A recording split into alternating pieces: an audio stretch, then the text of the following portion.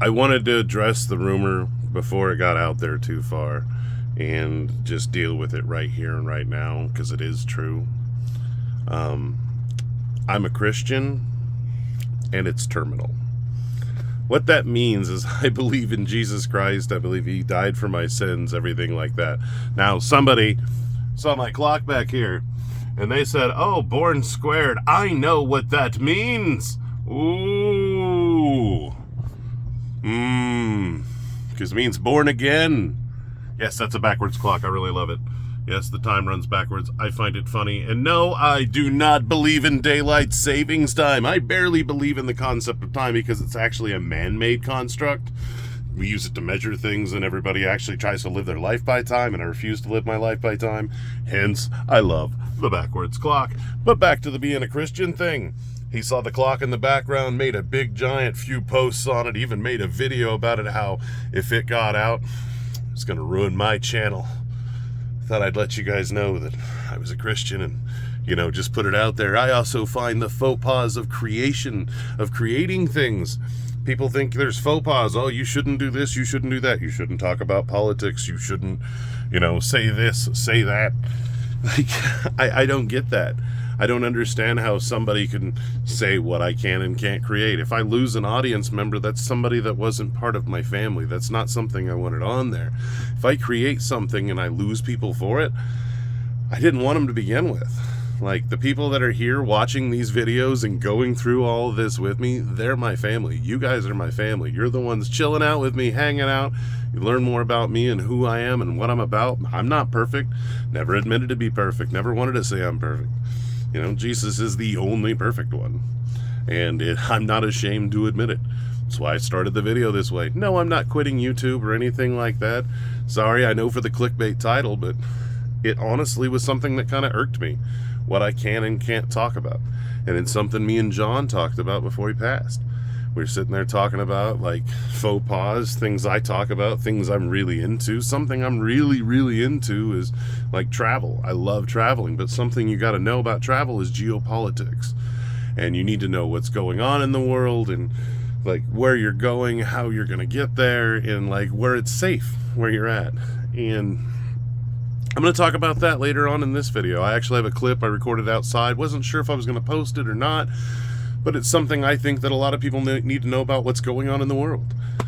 And I don't understand why you can't talk about something like, I'll start another one just in case some more of you want to leave.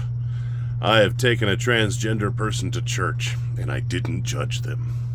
Nope, don't judge them at all. It's not my job to judge because the Bible tells me not to judge. It tells me to love. It tells me to care about that person. It tells me to be there for that person. It doesn't tell me to go, oh, hate on them. They have done things. No, it's not my job to do that. I don't know why everybody wants to stick their nose in everybody's business. I don't care what you sleep with. It's not my job. I don't care. Like, it says not to judge, live by man's law. Okay. So I'm living by man's law, not judging. But, no, I thought it was funny. Somebody saw that clock.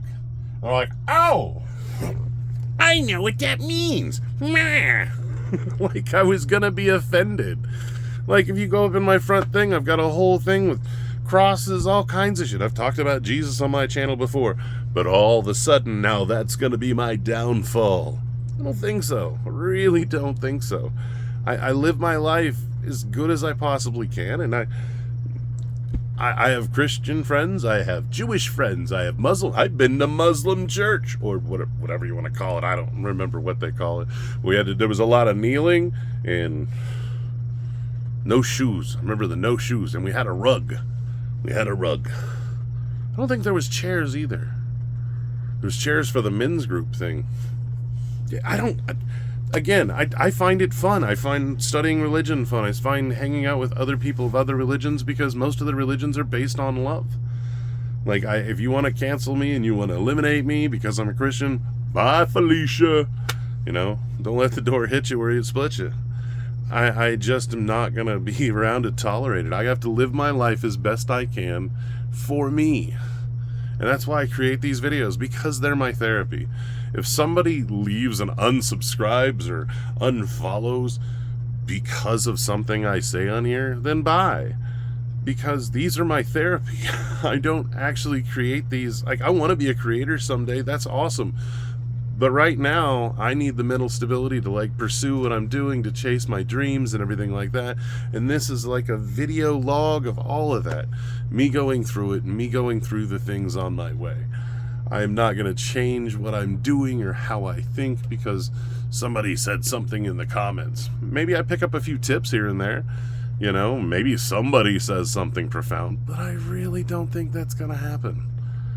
But it's just, I don't know, it makes me laugh that there's things you can't say, there's things you can't talk about. I don't get that. And maybe that's my Asperger's that doesn't allow me to understand that or understand what you can and can't do. I don't get it. I really don't get it. I don't think there's anything wrong with somebody saying what religion they are or what they believe in or what they do. I also don't think that I shouldn't show my failures. I love showing when I fail because it shows me when I fail so I can grow from it. And if I can grow from it, perhaps somebody else can grow from it. Because I don't have fear in showing what I screwed up or showing what I messed up or showing what I mess up in life. You know, I find it funny. I brag about the bus, you know, before the snowstorm, but I did it on purpose because I knew the snowstorm was coming and I knew it was going to be miserable, you know, but I still want to live here. So it's just all different perspectives on life and everything like that. So speaking about perspectives, let's talk about perspectives of the world real quick. So let's flip to that other video. We're going to do something a little different today. I'm curious if you're paying attention to what's going on in the world. There's a lot of crazy situations going down, and I find it absolutely intriguing. So we're going to start off by everybody knows Trump's going to be stepping into office soon. I don't care which way you voted, this way or that. That's beyond me. But I'm curious if you're paying attention, because I know a lot of you guys saw Trudeau stepping down, so now Canada's weak. But I don't know if you know the whole story and everything else going on. So I'm going to kind of give you a quick, brief synopsis. If I get a few things wrong, my bad. But this is basically what's going on. France, by the way, just had a vote of no confidence inside of their government. So France is weak, correct? We all know about Brexit. Brexit happened about 2 years ago. They're swapping out prime ministers like people change socks. So you have a weak Britain. Germany right now, about a third of the country is not on a normal political side. You have about 4 parties making it up, and they only make up about 2/3 of the government. A third of it is Nazis, communists, other extremists. So the strongest country in Europe right now is America. And with Trump stepping in, that's a whole nother circus of things. So you've got this whole other compounded thing now with Canada being on the weak side, and now you have America coming in with a new president who doesn't need to be reelected, and he's just kind of, you know, he trolls a lot, and I'm really kind of excited to see what's going to happen, because I don't know if you know this, but America has been the largest oil producer in the world for quite a few years, probably 7 years running now. And we are also the largest, we make the most refined oil products. We have the most refineries, we're producing them, and other countries are bringing us their oil to actually make things. So, like, we refine it, we send them back the gas, we keep back the rest. So what that means is with China going weak, because here's another thing I don't know if you know, China has more 70-year-old people than 60-year-old people than 50-year-old people than 40s and 30s. Like, they're in economic fall. So Russia's in the same thing, especially now that they're losing their younger generation with the war. That's a whole nother circus. So you've got all these other countries coming in weak, and America's just gotten into a really strong swing. And I for one am really excited about it. You see a lot of pipelines getting put into Mexico, which means they're going to be making products. They're going to turn into the new China. Who the hell knows what's going to happen in Canada? I'm just curious if anybody's actually paying attention to it all. And, you know, like I'm not the biggest Trump supporter. I'm definitely not a Harris supporter. I didn't really like either option. But with Trump stepping in and having a businessman in there and the world being in a business situation, I could see America's economy like rocketing back the other direction. But it's a wild moment in history and time. So I just didn't know if any of you guys are paying attention. But we'll get back to our regular scheduled program. We have a redneck. He swung by. He came out as I was stepping out to record. So sorry for my little rant. Few things in my head. I wanted to put that out there because I was telling somebody else and I don't think they realize the whole picture. Now there's a lot more into it, If you really want to know more, you check out Peter Zeihan. He's got a lot more stuff on it to give you a better view of geopolitics. The reason I follow up with all this stuff is because I travel a lot. So I need to know the temperament of the country, the world, like where I'm going and which countries I'm going. You know, if they're in economic downfall, you don't want to go out there and try and travel.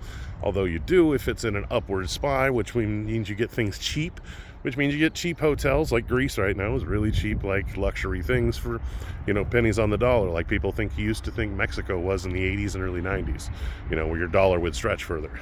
So that's part of the reason I pay attention to that. But I'm going to go inside and warm up and go talk to this guy. Now let's go over travel real quick. If you've never traveled anywhere in the world and never gone anywhere outside of the United States, and I know I have a few viewers all over the world, my favorite city in the entire place to go in the world is Amsterdam. And no, it's not because of the weed and the hookers. It's got 107 museums. It's canals like Venice, but it's clean. The place is absolutely amazing. It's one of my favorite places to go and just chill and sit on the bench. And honestly, you want to know what one of my favorite things to do is? I like to smoke weed and then go sit on this bench that's across the canal from the Anne Frank house and watch all the people go in there happy and leave really sad. It's a very heartfelt place, and if you don't know the story of Anne Frank, look it up. But it's kind of funny. You see school kids coming out front because they're all excited to go on a field trip, and then you see them coming outside of it and they're just like sad and depressed. I don't know why, but that's really fun to do. But there's so many cool things to do there, and I really believe all of you should travel, and you should get out there and hit the roads, hit the highways, see the things that you've never seen. I think too many people focus on owning a piece of land and buying a house and making sure it's safe, and they never get to see the world. And I think it's such a faux pas, or fucked up thing, that everybody thinks that you should own a house and you should settle and everything like that, and they never go out and travel. They're going to travel in their 50s or 60s or 70s when they can't move and their knees hurt and they really don't want to go anywhere. So you never get to climb to that mountain peak or go on that hike or go see that beautiful thing. I'd rather go see those beautiful things now. And I don't know, we're all going to die someday, right? And that's why I like having a bus to live in and living in this space. But if you notice, I have a new device, or it's not a new device, I actually have had it for a while. But it's my stick. Ooh! My shoulder and arm's been getting tired and my elbow's kind of fucked up, so I gotta get checked out by the doc, just haven't yet. But I can't, it was hard to do the whoo flip now. But I can still do the swish pans. Ho! But I love you guys, and I will definitely see you tomorrow. Don't think I'm saying goodbye. I'll say goodbye for today, but not for all time. But I love you. I'll see you tomorrow. Bye.